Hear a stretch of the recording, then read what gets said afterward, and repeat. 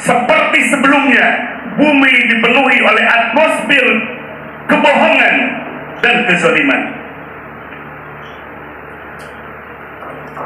Silih berganti hak dan kebatilan dalam panggung dunia ini. Itulah tafsir dari Al-Quran surah Ali Imran. Wa tilkal ayyam nudawiluha bainan nas. Kemenangan dan kekalahan silih berganti di antara manusia. Setelah potret hari ini dengan peradaban barat yang meluluhlantahkan nilai-nilai ketuhanan dan nilai-nilai kemanusiaan, maka akan hadir satu masa Nabi bersabda bumi ini akan dipenuhi oleh keadilan.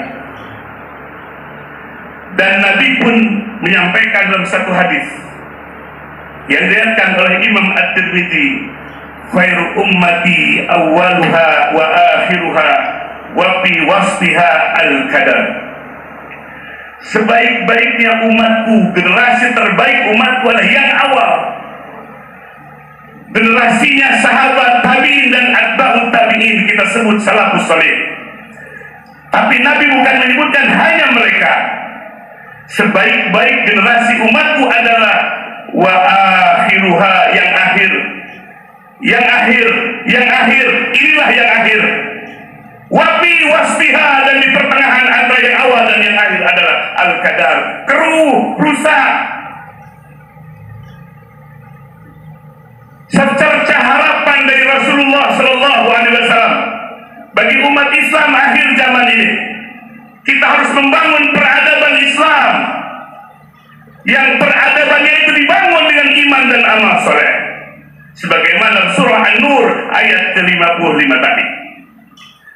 Maka menuju ke arah sana, tips yang pertama adalah kita harus membangun manusia dari aspek batin, sebab batin manusialah yang menentukan aspek zahirnya. Al-qalbu huwa jauharul insan, kata para ulama sufi. Hati adalah berliannya, esensinya bagi manusia. Yang pertama adalah takhalli. Mari bersihkan kalbu kita minal amrad al-qalbiyah, dari penyakit-penyakit hati yang membahayakan diri dan membahayakan aspek sosial kita. Ujub, bangga diri, egoisme, sombong, iri dengki dengan karunia yang Allah berikan kepada orang lain, cinta dunia, gila dengan harta, gila dengan jabatan, gila dengan penghormatan manusia. Seluruh penyakit-penyakit hati ini harus dibersihkan. Itulah yang disebut dalam Al-Quran, qad aflaha man zakkaha, sungguh sukses orang yang mampu membersihkan hatinya dari kotoran-kotoran hati. Lalu tips yang kedua adalah tahliyah, dandani hati kita bi awsaf al-mahmudah, dengan sifat-sifat yang terpuji. Zuhud dari dunia, bersyukur di dalam hati, sabar dalam beribadah, dalam menghadapi ujian yang pahit. Tawakal, bersandar penuh hati kita kepada Allah. Ikhlas di setiap amal kita lillah karena Allah, bukan mencari pujian manusia. Ridho terhadap ketetapan Allah. Ini semua sifat yang terpuji yang harus menghiasi kalbu kita. Baru tips yang ketiga adalah tajalliyah. Kalbu akan merasakan hadirnya Allah kapanpun dan dimanapun berada. Wa huwa ma'akum ainama kuntum, dia Allah beserta kalian dimanapun kalian berada. Dalam ilmu tasawuf yang disebut dengan maqam muraqabah, hati yang terasa ditatap oleh Allah, hati yang merasa berdua dengan Allah kapanpun dan dimanapun berada, di kantor, di pasar, di rumah, hati yang merasa bersama dengan Allah. Itulah makna maqam muraqabah dalam ilmu tasawuf. Hati yang tersambung dengan Allah sehingga on the track dalam menjalani kehidupannya, selalu dalam jalan Allah Subhanahu wa ta'ala, karena merasa ditatap oleh Allah Subhanahu wa ta'ala. Ma'asyiral muslimin rahimakumullah, tajalliyah, satu kondisi batin kita yang merasa bersama dengan Allah Subhanahu wa Ta'ala. Inilah inti dari ajaran ilmu tasawuf, menghubungkan batin manusia dengan sang penciptanya, ternyata sang pencipta dengan hambanya yang sangat dicintai oleh Allah Subhanahu wa Ta'ala. Maka ketika kolbu jiwa umat ini melakukan proses-proses panjang dan konsisten, tahliyah, tajalliyah, kemudian dibarengi dengan kemampuan menguasai ilmu pengetahuan, sains dan teknologi, maka akan muncullah satu umat yang disabdakan oleh Allah Subhanahu wa Ta'ala, yang disampaikan oleh Rasulullah SAW di akhir zaman, akan hadir umat generasi terbaik yang terakhir sebelum hari kiamat. Jiwanya terang, jiwanya bersih, pikirannya bersih, sikap dan tindakannya memberikan maslahat yang besar bagi umat manusia. Keadilan yang dikedepankan, menguasai ilmu pengetahuan dan teknologi, sehingga ilmu pengetahuan dan teknologinya menjadi bermanfaat adanya bagi semua umat manusia. Mudah-mudahan kita semua melakukan proses pembersihan hati. Kita mampu melakukan proses memperindah qalbu dengan sifat yang terpuji, lalu hati kita tajallia merasakan hadirnya Allah. Kita akan tunduk, kita akan sujud, di balik sujud kita akan mengalir air mata, hatinya akan wajilat, bergetar hatinya karena merasakan agungnya Allah Subhanahu wa Ta'ala. Barakallahu li wa lakum bil Qur'anil azim wa nafa'ani wa iyyakum bima fihi minal ayati wa dzikril hakim wa taqabbala minni wa minkum tilawatahu innahu was-sami'ul alim.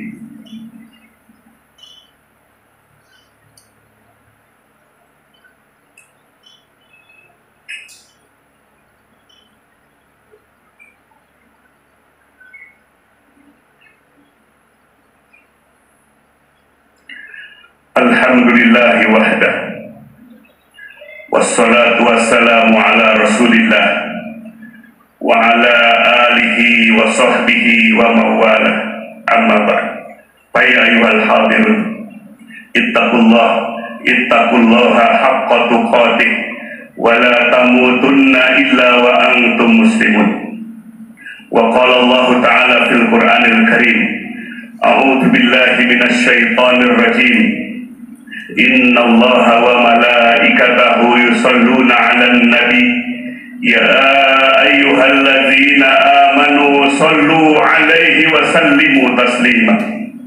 Allahumma salli ala sayyidina Muhammad wa ala ali sayyidina Muhammad kama sallaita ala sayyidina Ibrahim wa ala ali sayyidina Ibrahim wa barik ala sayyidina Muhammad wa ala ali sayyidina Muhammad kama barakta ala sayyidina Ibrahim wa ala ali sayyidina Ibrahim fil alamin innaka Hamidum Majid.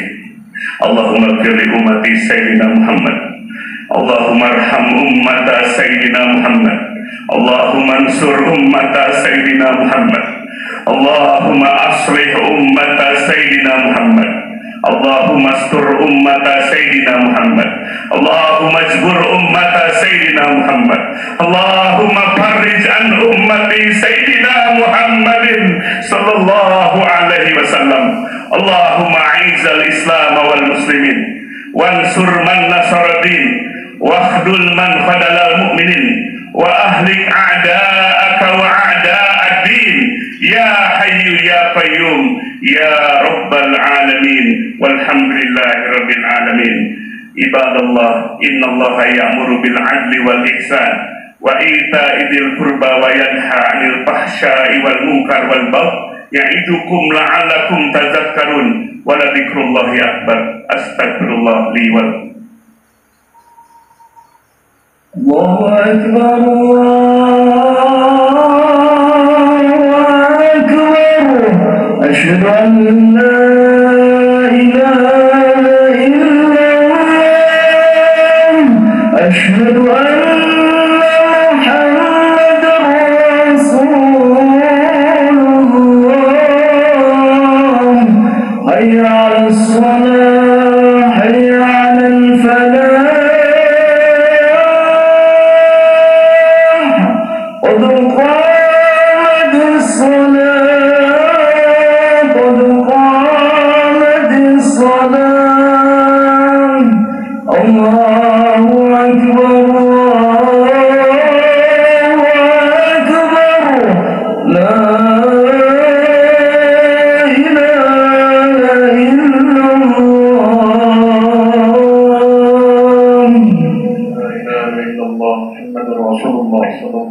وسلم استووا aqimu sufufakum wasuddul khalal, lurus dan rapatkan shaf.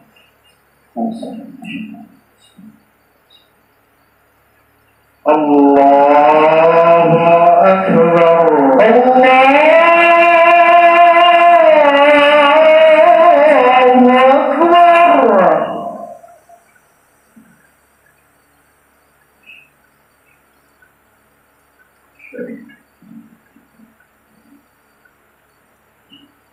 Bismillahirrahmanirrahim.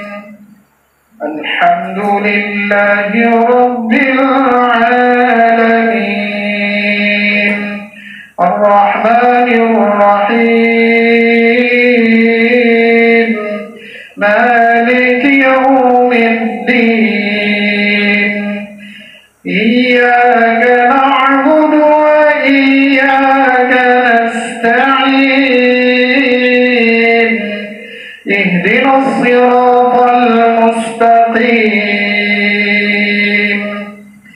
Siratal ladzina an'amta 'alaihim ghairil maghdubi 'alaihim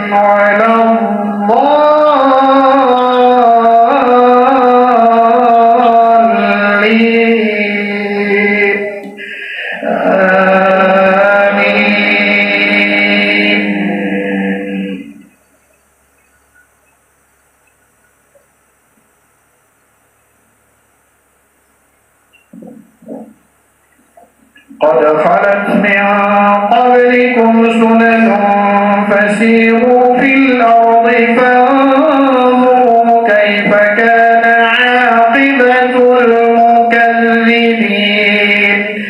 هذا بيان للناس وهدى وموعظة للمتقين.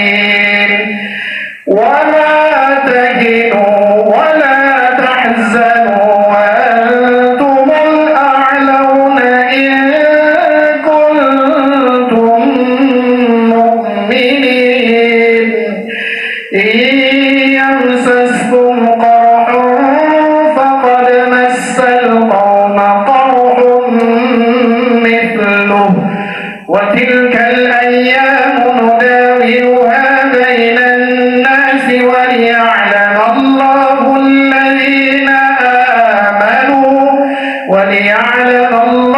الذين آمنوا ويتخذ منكم شهداء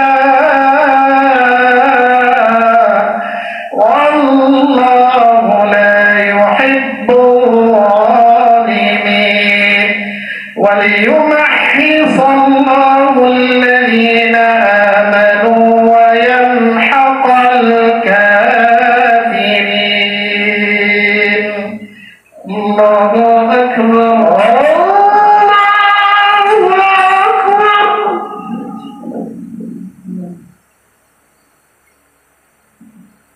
سمع الله لمن حمده. ربنا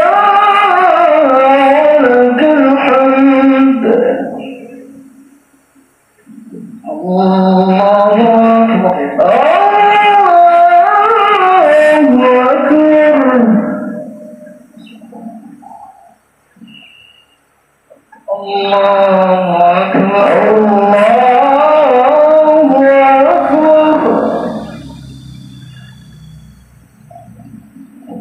الله أكبر.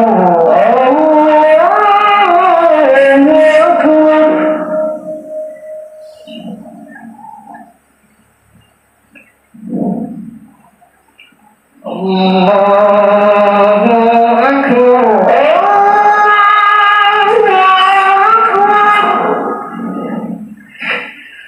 بسم الله الرحمن الرحيم. الحمد لله رب العالمين. الرحمن الرحيم. مالك يوم الدين. إياك نعبد وإياك نستعين.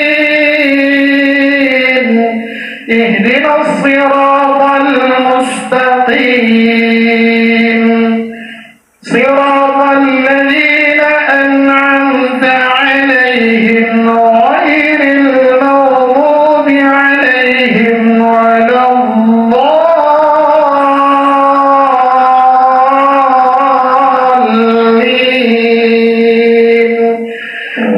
آمين.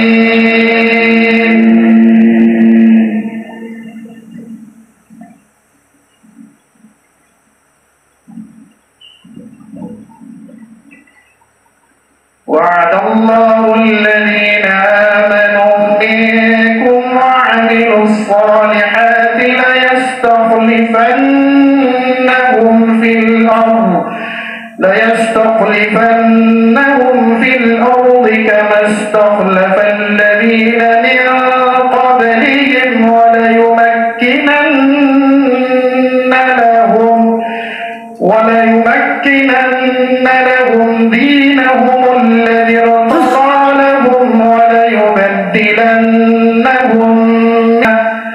وليمكنن لهم دينهم الذي ارتضى لهم وليبدلنهم من بعد خوفهم أمنا يعبدونني لا يشركون بي شيئا ومن كفر بعد ذلك فأولئك هم الفاسقون. وأقيموا الصلاة وآتوا الزكاة وأطيعوا الرسول لعلكم ترحمون.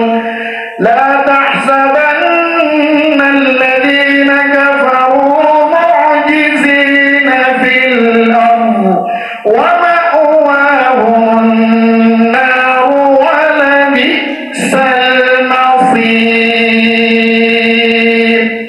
الله أكبر الله أكبر.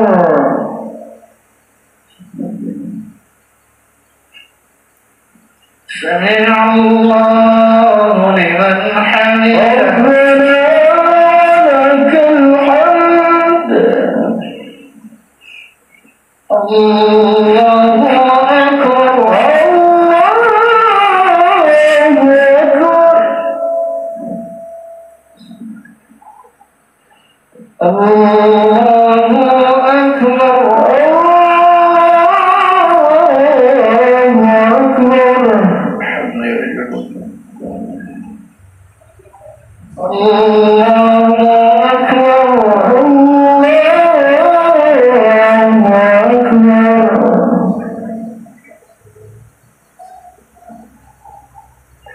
الله أكبر الله أكبر.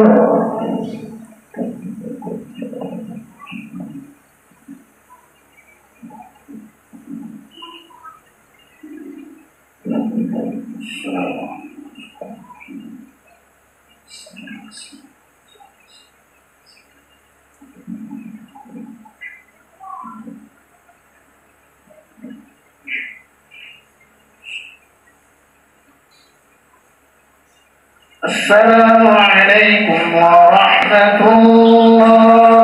السلام عليكم ورحمة الله. السلام عليكم ورحمة الله. السلام عليكم ورحمة الله. استغفر الله العظيم استغفر الله العظيم استغفر الله العظيم الذي لا إله إلا هو الحي القيوم وأتوب إليه من جميع المعاصي والذنوب ولا حول ولا قوة إلا بالله العلي العظيم. الفاتحة.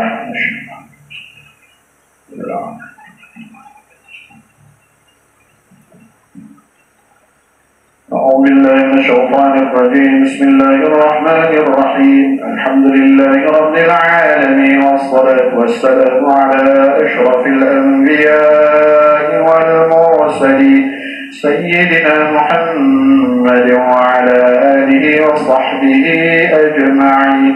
اللهم تقبل منا إنك إنك أنت السميع العليم وتب علينا إنك أنت التواب الرحيم اللهم اغفر لنا ذنوبنا ولوالدينا وارحمهم كما ربونا صغارا ولجميع المسلمين والمسلمات والمؤمنين والمؤمنات الأحياء منهم والأموات برحمتك يا أرحم الراحمين ربنا هب لنا من أزواجنا وذرياتنا قرة أعين واجعلنا للمتقين إماما ربنا آتنا في الدنيا حسنة وفي الآخرة حسنة وقنا عذاب النار وصلى الله على سيدنا محمد وعلى آله وصحبه أجمعين سبحان ربك رب العزة عما يصفون وسلام على المرسلين